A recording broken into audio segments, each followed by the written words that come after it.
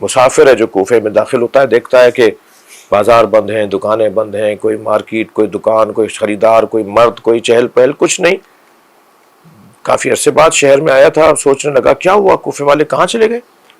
گھر میں داخل ہوا، بیٹی نے استقبال کیا، اس سے پوچھا بیٹا کوفے والے کہاں چلے گئے، کیا ہے کوفے میں، کیا ہو گیا ہے؟ کہ بابا کچھ نہیں ہوا ہے، کچھ فاصلے پر ایک بیابان ہے، ایک صحرا ہے جس میں ایک باغی نے خروج کیا ہے حاکم وقت یزید کے خلاف، اور اس باغی کو مارنے کا حکومتی اعلان ہے کہ سب مل کر اسے مارو، اسے ایسا مارو کہ عبرت ہو جائے، کوئی اور پھر بغاوت نہ کرے۔ تو سب اسے مارنے کے لیے گئے، آپ بھی جائیے اور جا کر اس کو مار کر آئیے۔ اس زمین کو کربلا کہتے ہیں۔ اس کا نام لکھا ہے عبداللہ ابن عفیف ازدی۔ اس نے کہا کہ بیٹا اس کا نام کیا ہے، کون ہے باغی؟ ذرائع ابلاغ تو تھے نہیں اس وقت میں، لوگوں تک خبریں پہنچنا مہینوں لگ جاتے تھے۔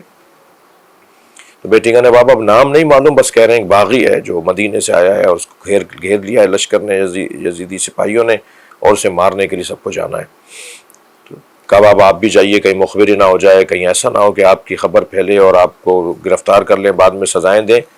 عبداللہ کہتا ہے مجھے اپنی جان اپنی آبرو عزیز تھی، میں نے گھوڑا پھر تیار کیا، جانے لگا تو بیٹی نے رخصت کرتے ہوئے کہا بابا آپ جنگ پر جا رہے ہیں، جنگ میں مال غنیمت بھی ملتا ہے، اگر مال غنیمت میں یمنی پتھر عقیق یمنی مل جائے تو میرے لیے لے آئیے گا، میں اپنے گلے کا ہار بنانا چاہتی ہوں۔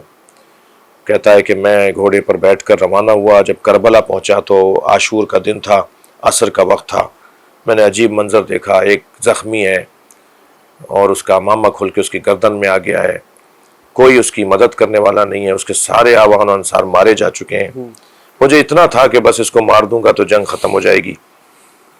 کہتا ہے کہ میں اس کے قریب گیا، میں تلوار تان کر اس پہ تلوار چلانا چاہی تو اس نے ایک دم مجھے مڑ کے دیکھا اور کہا عبداللہ قریب آؤ۔ تو کہتے ہیں میں گھبرا گیا کہ یہ کون ہے جو میرے نام سے مجھے جانتے ہیں۔ میں رکا تو پھر ان کی آواز آئی جلدی آؤ میرے قریب۔ میں بہت گھبرایا ہوا تھا تو انہوں نے ہاتھ سے انگوٹھی اتاری اور کہا یہ یمنی پتھر ہے، حقیقی یمنی ہے، اپنی بیٹی کو جا کے دینا اور کہنا میں باغی نہیں ہوں، میں نبی کا نواسہ حسین ابن علی ہوں۔ عبداللہ تو چاہنے والا تھا، اس نے مولا کا دفاع کرنا شروع کیا۔ مولا نے فرمایا واپس چلے جاؤ، واپس چلے جاؤ۔ اس نے کہا مولا میں آپ کو اکیلا چھوڑ کے کیسے جاؤں؟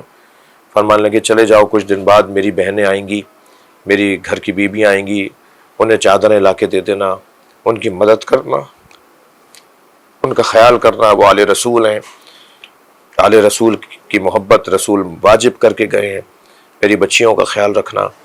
کربلا کرامتوں کا میدان ہے، عاشور بلندیوں کا دن ہے،